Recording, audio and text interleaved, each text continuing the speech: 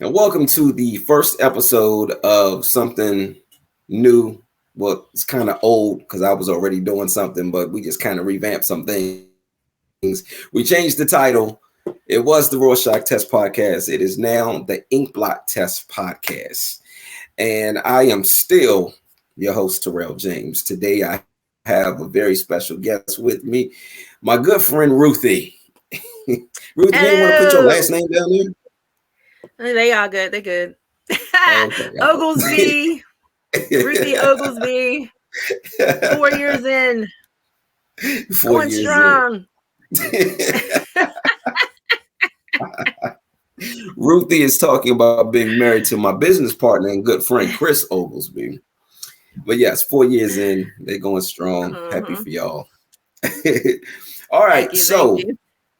Thank you. so we are I've put a little bit of a twist. Actually, not really so much a twist. I've completely revamped things with this podcast now. So if you watched the show in the past, then you knew that I was linking what you see on the Rorschach test to what the person does for a living and their passions. But now I'm no longer linking it to what it is that you do for a living or nor your passions. We're just going to take a psychological and emotional intelligence journey. We're going to peel back layers. We're going to be some pretty deep questions. We're going to go to some weird places probably. So this is going to be a mind screw. Okay. Mm, that's Yeah. the way. So yeah, yeah, that's what we're going to do. But before we do that, I want to talk a little bit about you. So, what is it Okay. that you do? Actually, matter of fact, even though I'm not even connecting it to your passions, still give me your Mhm. passions. What are you passionate about? My passions are helping people. Um, I love to help people. I love to help people that are less fortunate. I used to work at a nursing home, and I really love doing that. I like helping people who can't help themselves. My passion has always been around that. I used to wait tables. I used to bartend. I used to do retail.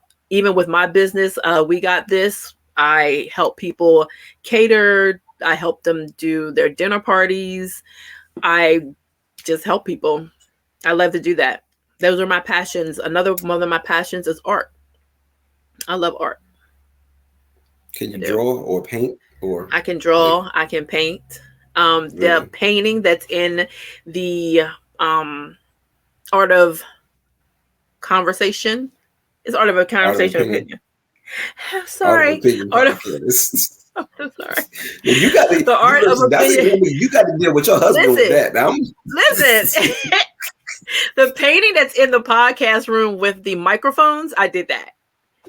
Yeah, I I knew did that. that. I asked that question because I wanted you to just tell everybody else that you know how to paint. I know you know how to Yes, paint. no, I did that. But yeah, I love to paint. I There was a time a couple of months ago where I just had just an artistic blast. I just kept painting and kept painting and kept drawing. And Hmm. at that time, it was probably like a month span. I did like 13 between acrylic paints, between charcoal, between oil pastels. I work with all of them. The only thing I'm not good at is watercolor.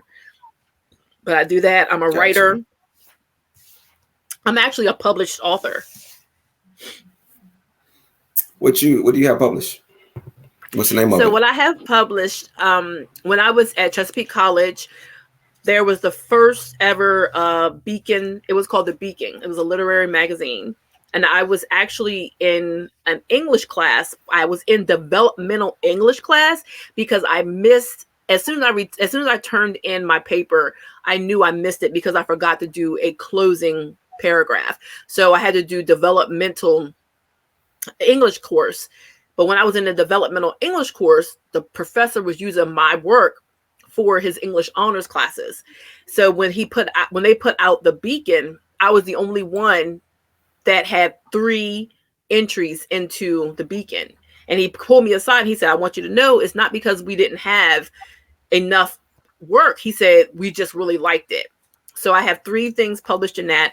And then there's a book called National Society of Poetry years ago where I did an entry in that. And so I have a poem in that. Me too. Do you? I wonder if it's Yes. the same book. I'm gonna look it up. So mine was back in 99. Okay. Was it mine 99? I don't know, but it was a while ago. I still have my book in here too. I got mine too. I got mine too. It's like a That's pink crazy. book with a gray cover.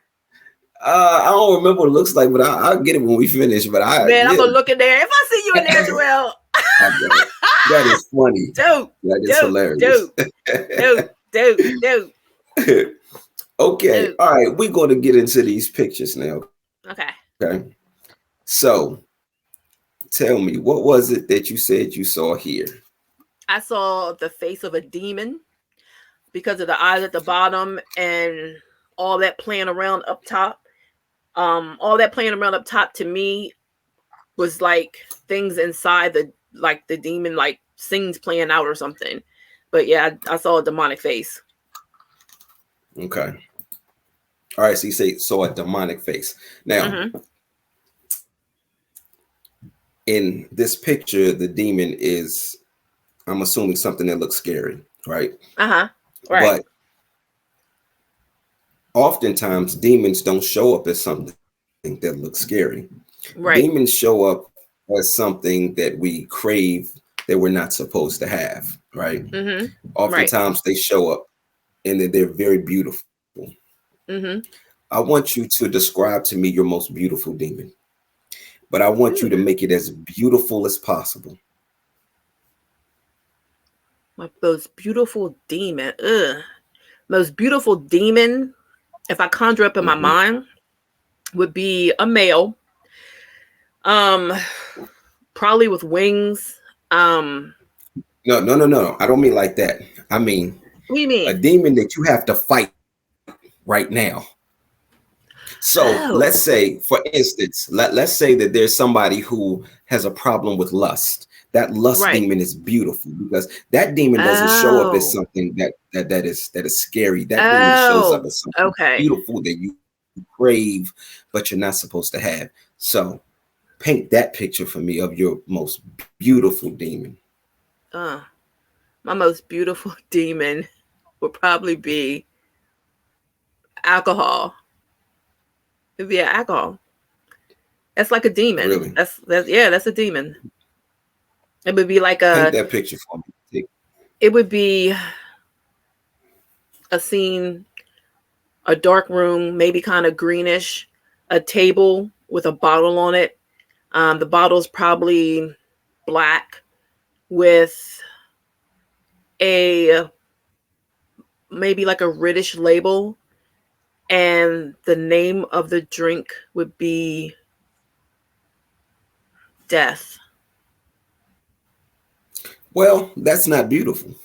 It's not beautiful, but that would be no. See, because alcohol to me.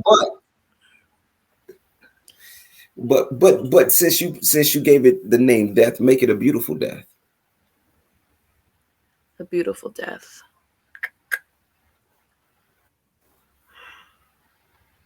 I told you I was gonna mess with your mind. Yeah, a beautiful death. That is the new purpose of this podcast. I just want to mess with people's minds. That's it. So a beautiful death. So alcohol, or if you want to get away from the death and you want to focus more so on alcohol being a demon, just make it beautiful. So for instance, let me tell you how I would do it. In order to make this beautiful, alcohol makes me feel better. Yeah. When there are other issues, when I'm stressed out, when people are bothering me, alcohol can escape with alcohol. Yeah. Can be my friend. Okay, now let's go with that. Yeah, make it beautiful. So I could be your friend. Okay, so let's turn it around then. So the picture I'm painting then would be a beach, in the background, trees, lush, beautiful trees, flowers, wildflowers.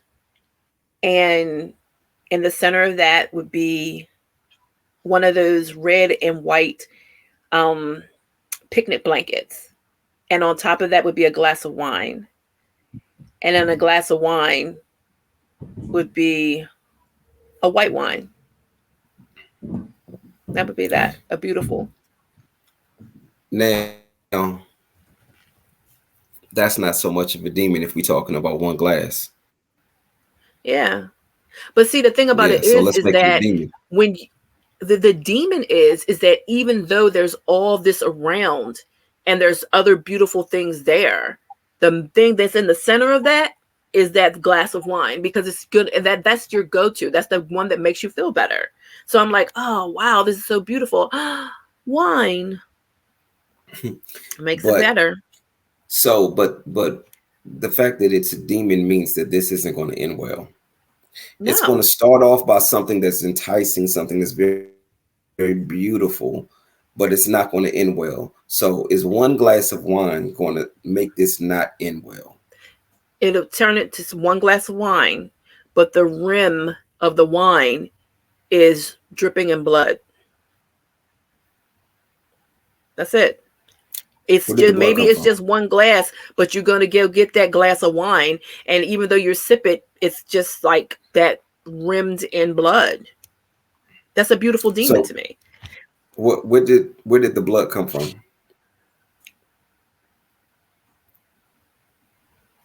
Past traumas, just the drip of past traumas. Okay. So, can we connect past traumas to that alcohol now? Oh yeah. Can we?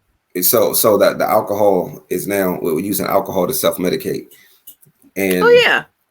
so the illusion now is that um so let's say you have PTSD because you're dealing with past traumas. I So do. the um so the alcohol is making you feel better, or at least giving the illusion of feeling better Right. about your Right. past traumas. Mm-hmm. Right. But once you wake up, it's just you and your demon. That's it. Like you pass out, you black out or whatever, one glass turns Uh-huh. to two, two turns into three, three turns Yeah. into four, five, and then we blacked out, and then we wake up. It's just me and my demon and a bunch of regrets. Bunch of regrets. When I'm looking at that glass of wine, the one glass of wine, because Hmm. a lot of times that's what it is, just a glass of wine, end of the day. Is rimmed in blood. To me, that just symbolizes that it's not healing anything. It's not doing anything. Like, I'm grabbing that glass of wine, I'm sipping the wine because the wine eases the trauma, but that blood is still going down. It's still like that past trauma is still there. So I'm just still feeding that trauma because the blood is right there. And even though their alcohol is masking it, it's not going anywhere. So Hmm. even though there's that one glass of wine in that beautiful field, that one glass of wine, you know how when you look at a movie, and when you're looking at a movie and they show this movie over, but when you see that red door, like, ooh, what's that? It's always something behind that red door. So when you got that Hmm. glass of wine rimmed in glass, everything else is beautiful. Beautiful scenery, the most beautiful scenery you could ever see. Glass of wine, yes, but it's still dripping in blood. And that blood also symbolizes, because you see it, you know that that's blood, Mm-hmm. but you have to, Yeah. you still make the decision to indulge, knowing that that blood is there. So that blood symbolizes a choice. Mm-hmm. It symbolizes you knowing that I'm about to make the wrong decision, but I'm going to do it anyway, because what's past this blood is something that is so enticing, and it's Mm-hmm. tricked me into believing that it's going to give me comfort, that I'm going to go ahead and try it anyway. Uh-huh. It's good. It tricks you into thinking that there's peace because the wine Yes. is going to give you that peace, but then that blood is still there, still trickling down. Mm-hmm. Yep. Yeah. Yep. Beautiful demon. Beautiful demon, Okay. honey. Beautiful demon. All right. So Ah! we're going to bookmark that. Beautiful demon. All right. So we are going to move on to the next picture. And go. Let's go here. Mm-hmm. And So I what did you said say you this saw here? was at the top. I saw two penguins, and they were like feet to feet, and they are both over top of or carrying a tarantula. There's a tarantula at the bottom. Okay. All right. So this is what I'm going to do here. I'm Uh-huh. going to give you Actually, before I do that, let me ask you something. If people had to see you through the scope of being either a penguin or being a tarantula, which one would you prefer they see? I know it's a weird question, but still, It just if was they had to see you as either a penguin or a tarantula, which one? a tarantula. I know. Okay, Thing that's about it is, interesting. because the thing about it is, I know a lot of people when they look at the two, they would see me as a penguin because they're Hmm. like, oh, the penguin, they're cute, they just waddle and whatever, and they go about their business, But I feel like when people see you as a penguin, there's more room for you to be stomped on and used in a certain way. But when somebody sees you as a tarantula, they know not to go so far. Like, okay, tarantulas, they're great. They have all this. They look like a strong beast, like a strong animal that you just don't fuck with. And it's not like I don't want them to perceive me as somebody that is unapproachable and untouchable, but more as tread softly because you Hmm. know just tread softly, and not saying like I'm Right. saying that because like don't fuck with me or whatever, but I've been in situations before where people take your kindness for weakness. You know what I'm saying? So Hmm. when they see that penguin, they figure, oh, well, this can happen. I can do this. I can do that. But if they see you as a tarantula, okay, just respect that. I'm a respect that Hmm. tarantula. I see that tarantula in that corner. I know that tarantula do some damage. I'm a respect that tarantula. Let that go on about his business. I'm not gonna go and poke the tarantula.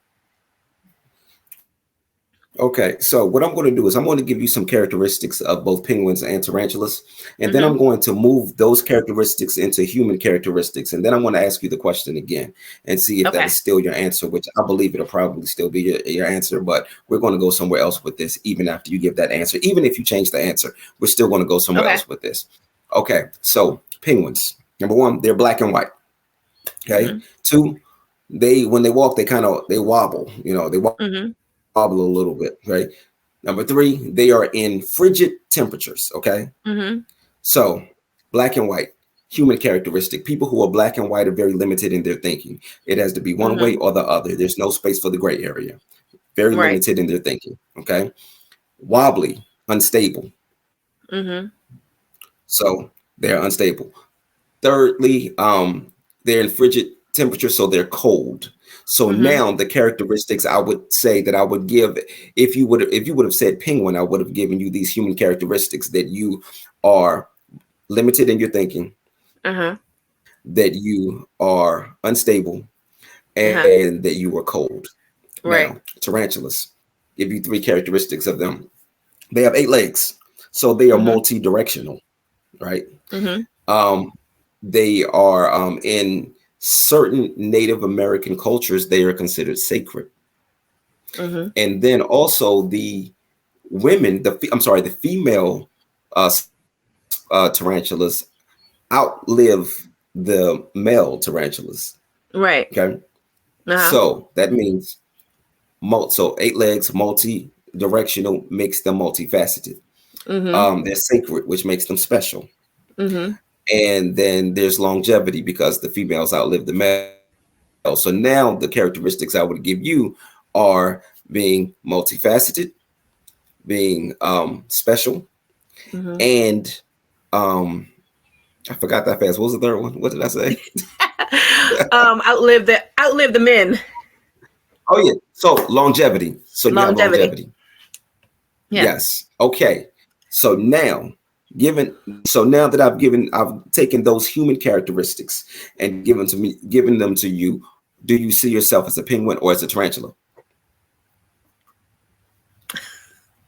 Like, and which one of these apply to you? Do you see yourself as cold, unstable, and black and white, or limited in your Mm-hmm. thinking, or do you see yourself Mm-hmm. as someone who is special, who has longevity, and who is multifaceted? Okay, so I'm gonna say this because you are one too. I'm an Aquarius, right? Hmm. I can be Hmm. both, honestly. Okay. If something is, if I'm upset about something, and something is, I see something like is not happening, or I see things playing out a certain way, I can become very cold, extremely Okay. cold. There have been times recently even that, I've had people who I thought were my friends, that when they show a certain characteristic, I'm gone. I'm gone. And it's to the point like they know who I am. Like my friends know me, and they know that once they have done that, or they have crossed a certain line, they don't even like try to reach out, because they know that shit's dead. Like I'm cold that way.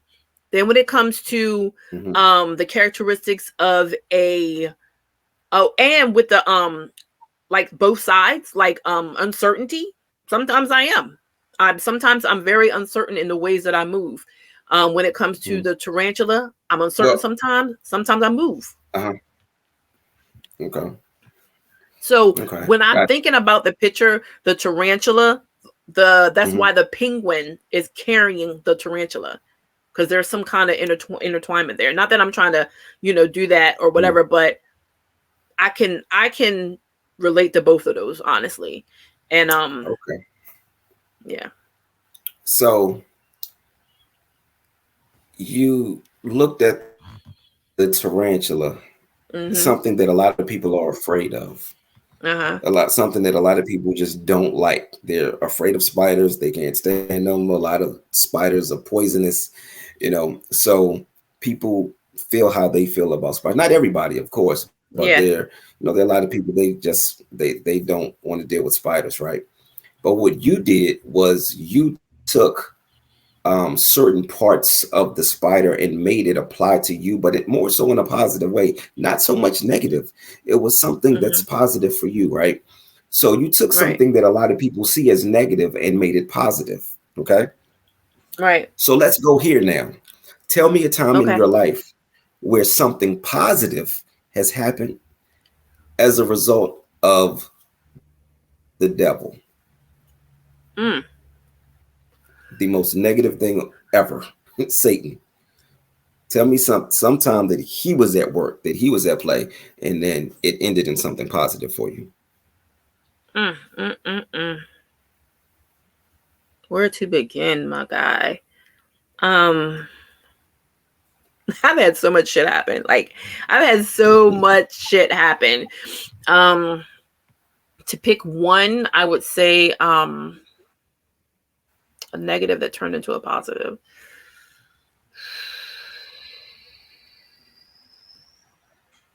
I don't know, Terrell. Like honestly, I want to pull some things out, but like even in my therapy session with my therapist, I remember the first time I went and I just started talking. She asked me one question, man, I divulged everything. When I left that therapy session, I was like, how am I even walking? I'm like, how am I even still here from all the shit that I have been through? And it's like the most positive thing that I can say that came out of everything is my current life, my children, my mindset, honestly. Like, I don't want to go too deep or whatever, but I'm just saying, like, I've had some fucked up shit happen. Like, really, from childhood traumas, emotional traumas, everything. And if I look at a childhood trauma that has happened to me, I don't see anything positive that came out of that. I just don't. I don't see nothing positive that could have happened. I had a miscarriage once, and I was about 5 months. That was tragic. The main thing now, okay, let's back it up. I had a miscarriage. I was 5 months pregnant. That was the time only, like the first time in my life that God showed himself. I'll say that. I had left the hospital devastated, absolutely devastated. I thought I was going to die because I was so unhappy. And my boyfriend at the time, he went in the store to go get me up out of water. And I sat there in that car and I just prayed. I said, Lord, I wasn't in church or nothing. I would just said, God, please. I said, please help me. I said, I'm not going to make it. I said, I'm not going to make it. And I sat there and said, I prayed that prayer. By the time that my boyfriend came back out with that water, I felt like 50% lighter. He had done it just that fast. So I can say out of that is when God showed me who he was, because he was able to lift that. And I'm telling you, I don't know where I was going to go after that. Like it was horrendous. So if I could pick one area, it would probably be that. So, quick answer: Satan showed himself, and then God showed you himself. Yeah, Satan showed himself. Yeah. And the thing about it is, Yeah. man, it was deep. It was deep. Mm-hmm. It was deep. Mm-hmm. Yeah. Yeah. I asked that question because, oftentimes we get so focused on the negative things that are going on. We get so focused on the storm that we forget that tomorrow's forecast is sunny. Right. You know, That's true. but I understand, because when you're in the midst of the storm, it's hard to see outside of the storm. It's It hard to see is. past the It storm, because is. that's you have to deal with everything that comes with the storm: the torrential rain, Yeah. the heavy winds, the lightning, the The thunder, the downpours. flooding. Exactly. All of those things, you're in the midst of this storm. So it's Yep. hard to see past that. Yep. But we just oftentimes forget to check the forecast for the next day and understand that Yep. all of these things that are making me feel this way, it's not going to last. It's right. Eventually I will, get to another side. I tell people oftentimes, I want you to look at your past traumas and look at how you came out. You ended up on the other side of those traumas. So Right. now weigh your past traumas versus your current traumas. And if what you're going through right now is nowhere near as sizable as what you've been through in the past, then understand you can handle this, because you've already slayed Goliath. Everything else that comes Absolutely. after that is easy, or easier. Yeah. Easier, should I say that? Now, there are times in the storm, and I learned this when I was in church. There's a time when you're in the storm that you have to, because you don't see nothing but the wind. You don't see nothing but the rain. You don't see nothing but the hail. That's what you're seeing. That's what you're feeling. It's like you have to remind yourself to stop. You have to remind yourself to stop and look again. You have to look again. When you look again, then you're able to see with clearer eyes and a clearer vision, and focus on God, who is able to move them things, who's able to move those mountains. Because if you try something, you can't do it by yourself. You just can't. Right. That's true. That's true. Absolutely. Okay. Next picture. All right. What did you say you saw here? A ballerina. Okay. Ballerina dancing. Okay. So when I think of ballerinas, they are very graceful. Everything they, the way they move, it's very graceful. Let's say that you were a ballerina. Okay. Your passions, let's say art, as an artist, is your performance that you're about to put on. And the world, the people that you love, the people that you know, the people that you don't even know, we are all the judges. You are about to give a performance right now, okay? This ballerina comes out and is very graceful in the way that she performs. Everything that she does, that she jumps and leaps, is very graceful. She lands gracefully. She spins gracefully. Everything is very graceful. You give the performance of a lifetime. And again, this is symbolic of what it is that you do, your passion for art, whatever your biggest passion is. That's what this is symbolic of, right? But you have given this incredible performance, and it's very graceful. Every aspect of it was graceful. And then at the end, you gracefully bow, and then you stand up and you have all of the confidence in the world, because you know that you just knocked this thing out of the park. And the judges trash it. So right now, I want you to sit with thoughts of rejection. I want you to sit with Mm-hmm. feelings of rejection. I want you to think about times in your life that you have felt rejected. Mm-hmm. And whatever emotions come with that, whether it's sadness, whether it's anger, insecurity, doubts, all of those things, I want you to sit with all of those things right now. Mm-hmm. And I want you now to gracefully respond to the judges. Gracefully. Gracefully. Your whole performance has been graceful. Continue to be Right. graceful. I would give a low, very low, graceful bow. Keep my head up looking at them. Stand up and walk off. Walk off. Right. Okay. I would, because that's the graceful. Like you're saying gracefully. That's what I would Mhm. do gracefully. If I gave the Mhm. performance of my life and there's my family and everybody sitting there, they're like, oh my God, that was trash. Gracefully, thank you. Thank you. And I will walk off and you're So asking for what graceful. I'm asking what I would do. so what does that do for you now moving forward? You just gave the performance of a lifetime. You just presented something that in your mind was undeniably Uh-huh. amazing Right. and nobody agreed with you. What does Mm-hmm. that do for you now? How do you deal with those feelings of rejection?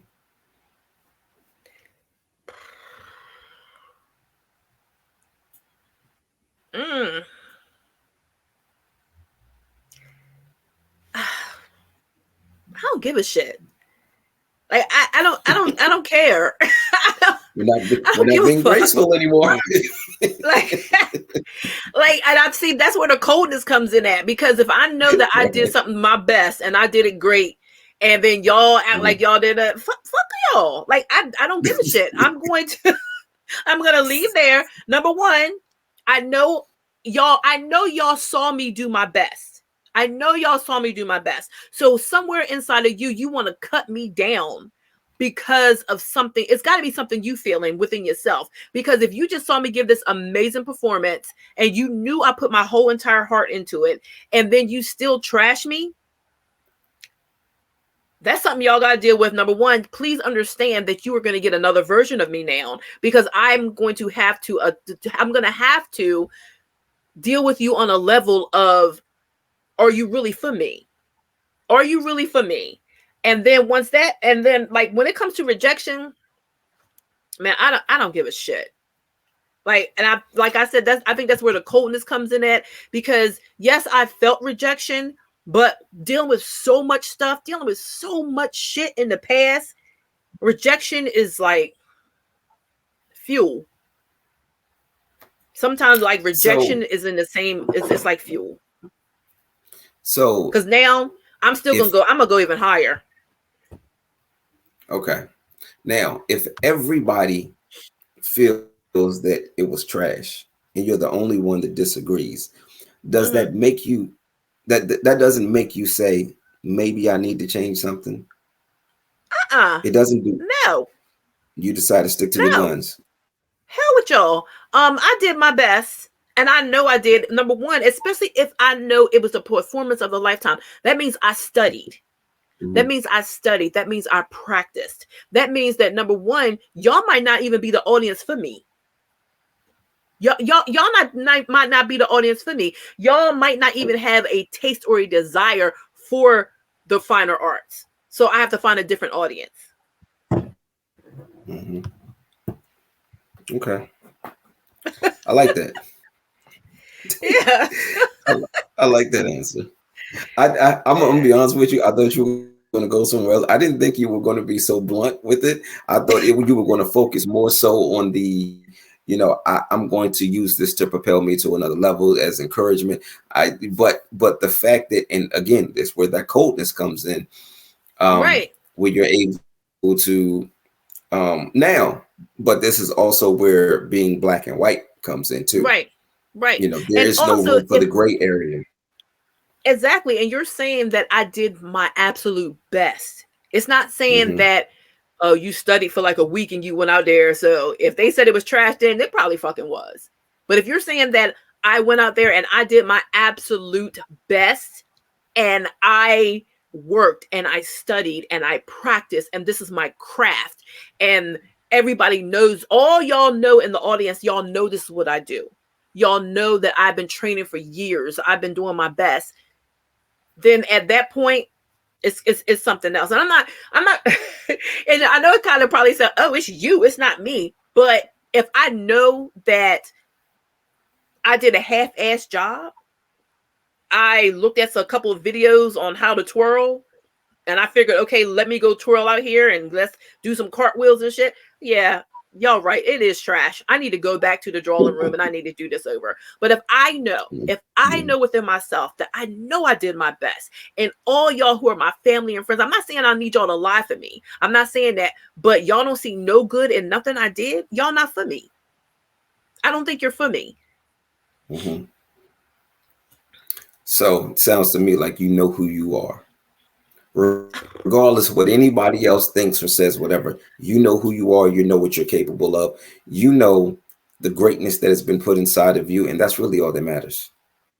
Yes, and I don't want it to, like, for the people that come on, I don't want it to sound cocky, because it's really not. I'm not. I hope I'm not. I never thought myself as cocky, but it doesn't sound cocky to me. Right, exactly. If I feel as though that I'm doing my best, I don't even care what it is. Even when I'm going to clean a house, I'm cleaning that house. And I always say to my clients, let me know if something's wrong. Let me know. There are always ways to improve. But if I know that I have been cleaning houses for 20 years and I took a course on it and I did this and I did that, and somebody comes back and be like, oh, this is a mess. No. Mm-hmm. No. Some things you can accept, and some things you shouldn't really accept. That's just me. I don't think that people who know that they are doing their absolute best, you don't have to accept someone's rejection. You don't have to accept that. You keep going. Mm-hmm. Keep going. I think that you said a mouthful right there. You don't have to accept someone's rejection. No, you don't have to accept that. One time I was at this church and the pastor preached, and I'll never forget it. She said, sometimes rejection is part of the plan. Sometimes rejection is part of the plan. Yeah. When you are doing something and you get rejected, okay, that just means that you need to turn a different direction. Yeah. So if I'm in a room full of all of my peers and I'm doing my best and y'all shitting on me, I just need to turn a different direction. Mm-hmm. Yeah. Okay. All right. So, final picture. Is this the final picture? Yes, the final picture. Okay. Yeah. Okay. Mm-hmm. What did you say you saw here? I said I saw upside down babies, because the legs at the top, it looks like diapers, and then like their heads are at the bottom. That's what I saw, like upside down babies. Okay. So when babies are in the womb and they're ready to be born, they're upside down. The reason that these babies are even in the womb is because life has been created. Mm-hmm. I'm going to put the word life up here, and I'm going to give you some options, okay? And I want you to, what we're going to do is we're going to create a life right now, okay? I want you to create a life. So right now I have the word life on the screen. I don't know if you can see everything under it. So, but under each letter, I have two words and both words begin with that letter. So under L, I have the words love and longevity. Under I, there's intelligence and income. Under F, it's freedom and fulfillment. And under E, there's entertainment and education. Yes. So you got two decisions to make here. So number one, you're going to choose one of these letters, and then I want you to choose one of those words under those letters. But what that means is when you choose one, you will not get the other. So I'm going to give you an example. I'm going to go through each one for you. So under L, love and longevity. If you choose love, then that means you do not get longevity, meaning you will not live a long time. You have no idea Right. when you're going to die. You will have Yep. all the love in the world. Everybody that you come Mm-hmm. across will love you endlessly, but you Uh-huh. will not live a long time, and you Mm-hmm. just don't know when it's going to happen. Now, if Gotcha. you choose longevity, you will live for an extremely long time, but nobody will love you. Gotcha. Now, under the I, you have intelligence and income. So if you Mm-hmm. choose intelligence, then you will be brilliant, but you will Mm-hmm. not be able to figure out how to use your smarts to make income. You What? will still get money at some, but the thing is, when you get the money, it's going to be because somebody is giving you the money because you're not smart enough to figure this out on your own. So you may be What? disabled and you may have to collect money, or somebody Nah, just may have Tyrell. to. No, no, no, no. These are your two options. These are your two options. So, Okay. All right. or if you choose income, then you will You go. always be able to make money, but you just won't be intelligent enough to know how to actually make it. So, like in the first example, still somebody's I going to got have to you. give you the money. You will. What'd you say? I already know which ones I'm choosing, but go ahead. Okay. All right. Cool. So next, freedom and fulfillment. So under F, freedom and fulfillment. So freedom, you can do whatever you want. You can go wherever you want to go, but you will Mm-hmm. never be fulfilled. But if Mm-hmm. you choose fulfillment, then you will always be fulfilled, but you have absolutely no freedom. You are sitting in a jail cell, but you have What? figured out how to how to find some sort of fulfillment behind those bars. And the last one, E, Mm. entertainment and education. So if you choose entertainment, then you will always be entertained. Your life is going to be so full of entertainment. Everything that you watch, everything that you do, everything that you read, everything, and you yourself, you're going to be entertaining. However, you will not have education. You will not have the necessary tools that educate. You will not be able to go the places that education can take you. Mm-hmm. However, if you choose education, then you will be able to go all of the places that education can take you, but you're going to live a very boring life. Mm, mm, mm, mm. So, first choose one of those letters, and Love. under you said, oh, you're choosing love. Yeah. You So when okay? under All right. L, I'm going to choose love. I'm going to, Okay. because I've had this Okay. discussion before, and I've actually Mhm. been through and had a talk with God about this before. I would choose Okay. love over longevity. Okay. I think Chris and I had a discussion. He was like, if you had a choice, would you want to live forever? Absolutely not. I would not want to live forever. Right. But I would take love. I would take love. I Okay. would take love over longevity. Definitely. Okay. So tell me this. Now and maybe I left this part out. You probably You know did, that but you go don't have ahead. longevity. You know that you're Uh-huh. not going to live a long time. You just Uh-huh. don't know when you're going to go. So Uh-huh. now, even though you have all the love in the world, you deal with the fear of, is today the day? Is tomorrow the day? Not scared. Do you see yourself having to deal with that fear? Yes, I'm not scared. You're not scared. Yeah. So you're not scared of dying. No, I used to be. I used to be. Okay. And I'm telling you, when I say I used to be afraid of dying, Terrell, Mhm. when I'm telling you, and I'm not even exaggerating, from the time I was probably 7 years old until the time I was in my 30s, every Mhm. single day I thought about dying, and I was terrified of dying. And when I tell you it plagued my mind, it plagued me every single day. I'm like, and for a long time in my life, I didn't further my education. I didn't Mhm. further my life skills. I didn't seek more because I'm like, I'm probably gonna die tomorrow. I'm gonna die. The world's gonna come to an end. And it all started, I'm telling you the truth, it all started from church. Being in church and they read about revelations. Oh, the world's gonna die by fire. So I'm thinking like, oh my God. Like I'm telling you, for years, it destroyed me. It Mhm. didn't get better and it didn't stop until I got saved. And once I got saved, and believed in God and believed in an afterlife, did it stop.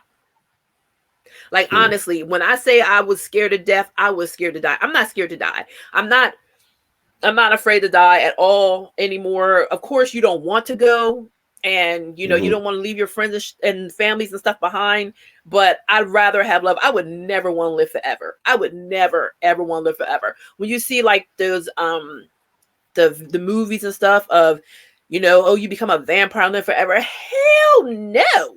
Live forever? Absolutely not. Chris and I was talking last night about how when they say that when you die and you'll get a chance whether or not you can just stay where in the plane that you are or come back. I would never come back. Deuce. No, I would not. Give me love. I'm not afraid to die. I had an aunt once, and I never realized what she was saying, but for years she used to say, I'm ready to go home. She would say it, and she was like, nothing was wrong in her life, but she would say, I'm ready. I remember when she got the diagnosis, she had lung cancer. When I went to go see her, the look on her face was like, come on, let's wrap this up. Like, she was ready to go. She had such faith in her belief of where she was going. No fear at all. No fear.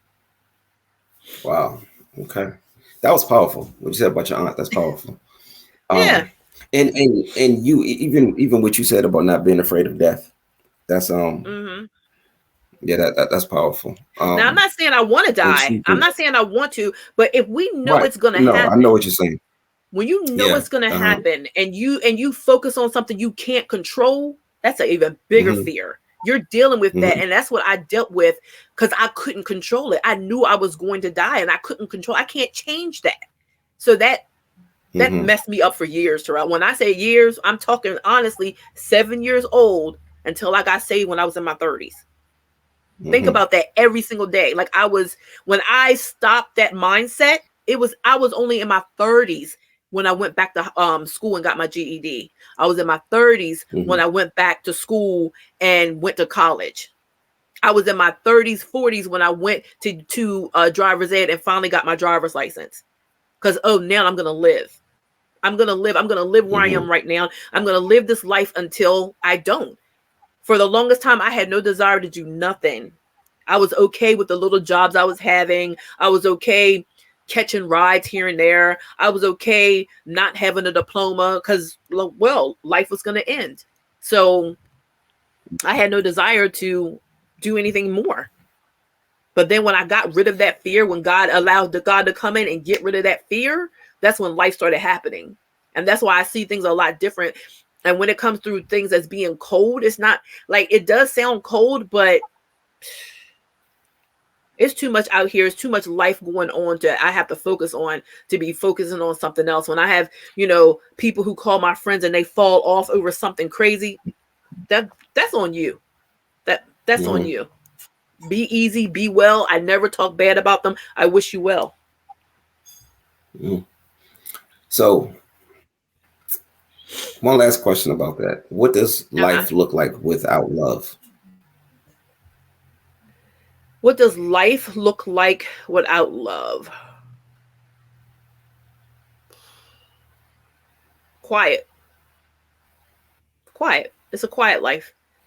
A life without love is quiet. It's serene. It's going day to day about your business. There's no family around. There's no children around. Because honestly, if there's no love, and let's say there is family and there is children, but they don't fool with you, you don't fool with them, and there's no love in it, it's a quiet life. It's a quiet, sad life. It's a sad, quiet life. Yeah. Okay. All right. We got one more picture that you have not seen yet. Oh, here we go. He threw the monkey wrench in. Let's go. But what we're going to do, because see, we're about to wrap up now. Okay. But we're going to wrap up with a game. Okay. We're going to play a word association game. Okay. I'm going to put up a picture. I want you to tell me the first thing that comes to your mind. Okay. and then I'm going to say a word based off of what you say. And Okay. we're going to go back and forth until somebody loses or until somebody says something that is just absolutely ridiculous and it just does not fit. Okay. Okay. Okay. All right. Ready? All right. Who's All going right. first? Let's go. Me? Ew. Yep. You. Carrie. Hilson. Starburst. What? Yeah. Listen, I'm thinking Starburst because it's like that explosion of blood around. That's what it looks like. It's like an explosion of blood. No. You So have to say something Starburst. based off of the word that I said. Oh, Hilson? Yeah. I said Carrie, you say Hilson. Okay. I'm sorry. Now I understand. Yeah. Okay. Yeah. Hilson. All right. I'll tell you what. We're going to go to another picture. Okay. Yeah. I'm sorry. All right. No, you're fine. You're fine. All right. Okay. I Because get it now. It's here's like the thing. apple. We're trying to stump each other. Okay. All right. Let's rock. All right. And we got 3 seconds to answer. All right. I'm going to win. Let's go. We'll see. 3 seconds to answer. Ready? All right. And go. Alien. Spaceship. Star Trek. Time. Time. I won. I was 3 seconds. Because you had 3 seconds. I gave you 3 seconds. You didn't. You know what? We're Fonda.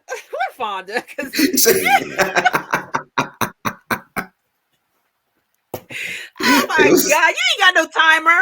Where's the timer? No, I was counting. All right. Yeah, all right. But don't look.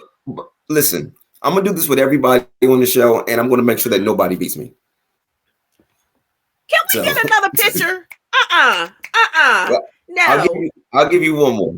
Okay. All right, ready? All right. Yup. Okay. Hey, new rule. You got 3 seconds to come up with what you see on the picture too. Okay. All right, ready? All right, go. Coochie. Not That's doing this with you. Thank you, everybody, for watching. Y'all. Like,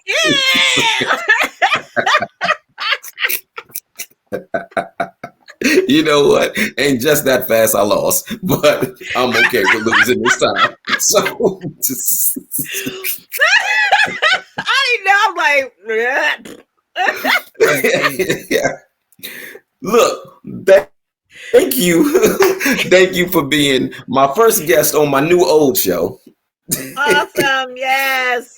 I had a great time. Yeah, it was great. And the cool. questions was awesome. Like, I really like it. I like it because I watched the old one and it was good, but I like this because this really challenged me. Like, I'm thinking, oh shit.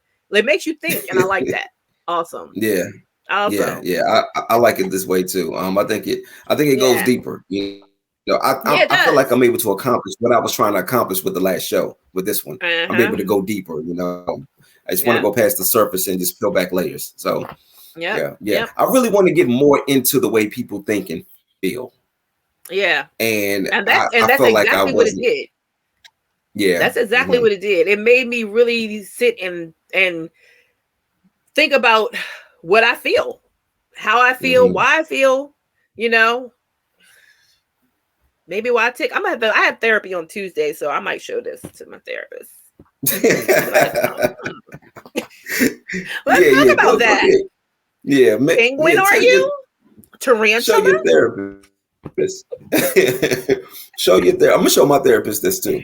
I already told her I'm showing her this. You know, so, I'm okay with it. I'm okay with it. Yeah, feel free. If she need to call me, be like, all right, listen, bitch, you need to come in. Okay, you know what? I want to try one more thing because I had this idea with ending the show. Let's see if we can do it this way. We're gonna play the word association game again one more time, okay? Okay. This time, we're going to whatever you see is what you see, right? But I want us to try to get closer and closer to ending the show. So we have to Okay. come up with words that end in somehow ending the show. Okay. So the last word is going to be something that's like exit, departure, something like that that makes Gotcha. us end the show. Okay. All right. Okay. Ready? All right. All right. Ooh, Stark. What did you say? Ned Stark from Game of Thrones. Ned Stark? Yeah. Who's Ned Stark? You never watched Game of Thrones? Don't say. Have you Nah, ever watched Game of I can't Thrones? get past. I can't get past the first episode. I What? know. I know. I keep hearing I need to get past the first episode. So You would love yeah, it, Tyrell. You would love it. I know. I keep hearing that. But All right. yeah. All right. Okay. So All since right. you don't know So I'm gonna that, go off. go ahead. Go Well, ahead. I can still say something off of that. So okay. Okay. All right. Go Sword. ahead. Sword. Shield. Shield. Death. Rebirth. Wait a minute. I felt like death did it. We can end. Like there's nothing more final than death, and you just You brought want us to back to life. exactly. You want to end on death? No, you're gonna be rebirth because this show has been reborn. Thank you. I won. Deuce. Deuce. Thank y'all for watching. She won again. Bye, y'all.